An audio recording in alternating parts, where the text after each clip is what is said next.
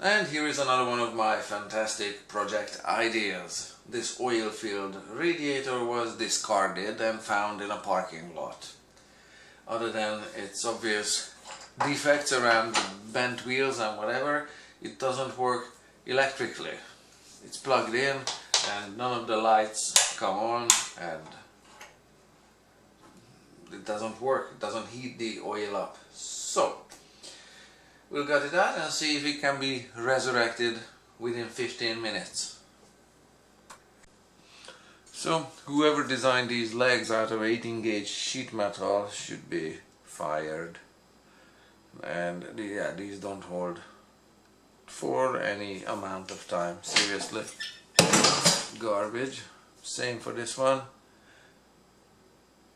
There. Alright.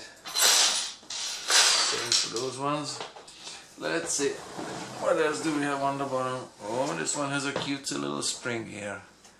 What the heck is this?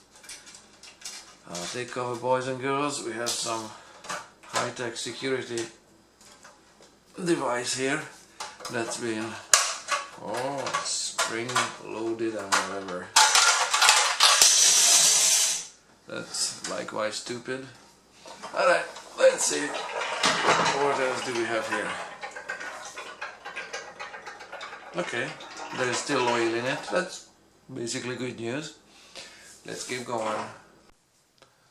There are 2 screws up top and 2 screws on the bottom, but there is on this end there are no electrical components whatsoever. So I'll just put back these high-tech screws here. That's how they look like. I guess they work kinda, but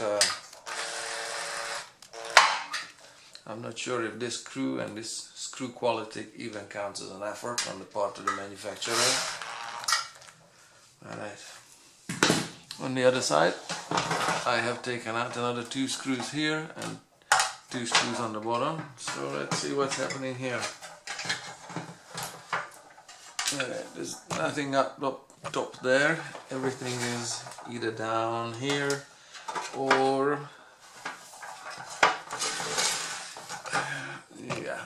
inside this lid. So I'm gonna come with my little tester and see where there is power and where there isn't. Fairly straightforward. So let me walk you through the electrical system here. Fairly straightforward. The unit of course works, and I heated up the oil to, let me see, 37.6 degree temperature Celsius and 99.6 degree Fahrenheit, and it's slowly cooling down. So the unit is flawless. The unit works now, but it isn't without fault. So let me explain. Let's start here at the power cord. The power cord is has a two-prong plug, and it has 2 wires in it. The 2 wires come into the unit here on the underside here, and they split. As they split, they go into this little distribution panel here. The one side is power, like I said, the other one is neutral, and those white lines all connect to the neutral. So this one is the only one that's power. This goes up to the first switch. It goes through a series of switches here. The first switch is a tip-over sensor or tip-over switch. It works flawlessly, and power then goes into a second switch. This second switch is an oil temperature switch. It is a thermostat which shuts off the circuit at, open circuit at, let's see, do I get a good shot? Yeah, 110 degrees Celsius. Alright, there we go, 110 degrees Celsius. So again, that's for oil's safety, so it doesn't start burning inside. Alright, so it's flawless. So power then continues and goes into another switch, which is another thermostat. This one is a resettable or adjustable thermostat. I'm rotating the knob on the outside here, and you can hear the clicking, and you can see motion. Let me just get you a good shot. Yeah, you can see that copper plate moving in the middle there. Not a whole lot, but so anyhow, this is an adjustable thermostat, air temperature sensitive thermostat. Okay, so this was for oil temperature, that one for air temperature. That's why the grill is next to it, and power continues from then into this simple switch here, on and off. But it's a two-way switch. I mean, two circuits are powered with those two switches. One of them has this black wire coming out from it, the other one has the red wire coming out. The white one is neutral consistently here on this device here.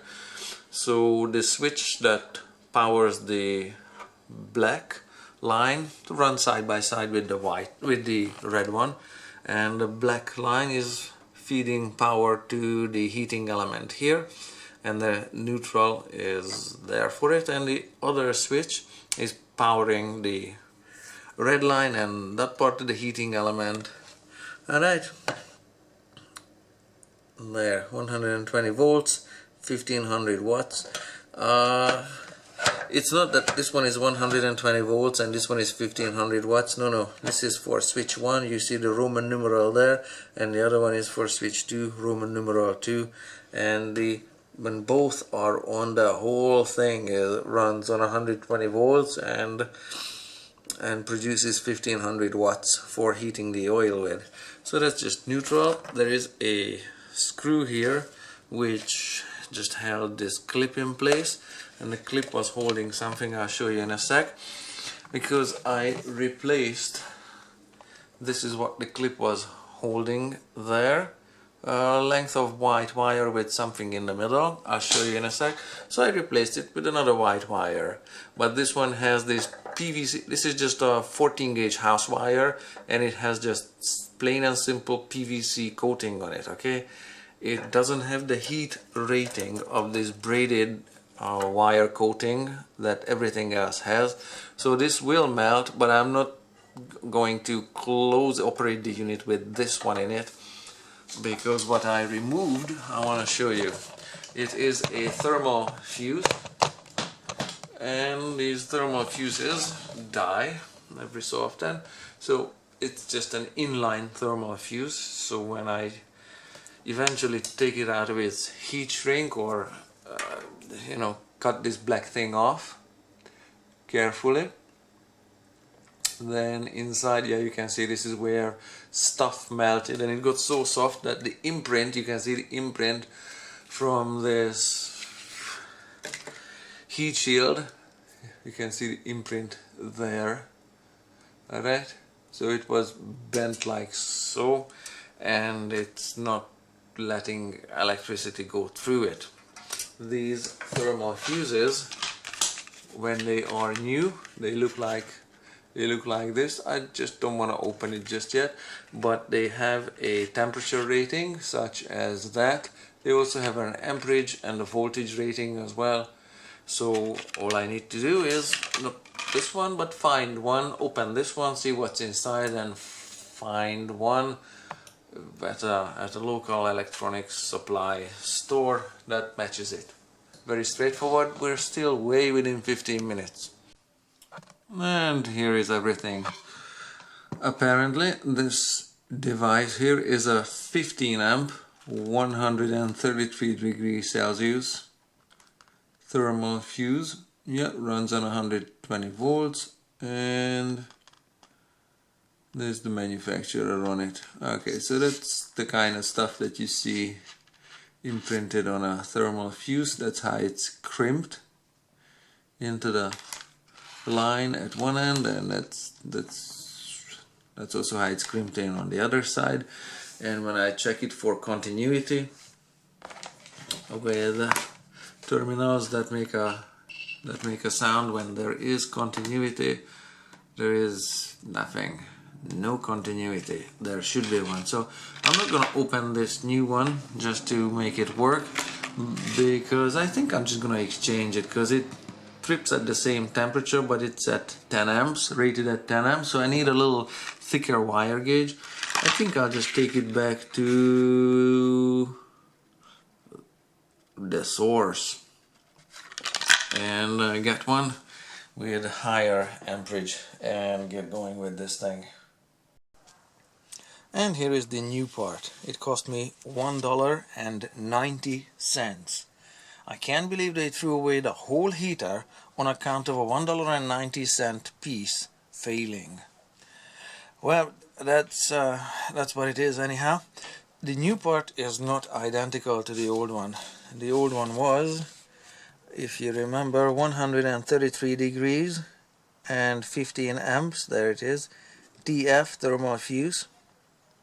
And nobody makes 133 degree thermal fuse anymore. It's not listed in the catalogs. I can have 126 or 141. So I picked the 141 because if it fails just a little later, not unsafe or unsane temperature later, just a little bit later, it's gonna make it last a little longer. Plus, remember that we also have something like this, an auto reset thermostat in the system that's supposed to open the circuit at 130 degrees or so. So if this one doesn't open the circuit for the oil to cool down, then this one will, just a little later than the other part at 130. So the new part came with these pictures and instructions about splicing, and it came with its own crimps. And here is the new part, and I have here a piece of shrink tubing with epoxy coated on the inside, and it needs a little bit of heating up. While the shrink tubing is being applied, you make sure that you don't heat the shrink tubing directly where the fuse is, because if you trip the fuse with the heat of the lighter, you're gonna be sorry. You're gonna have to go back to the store and start all over again.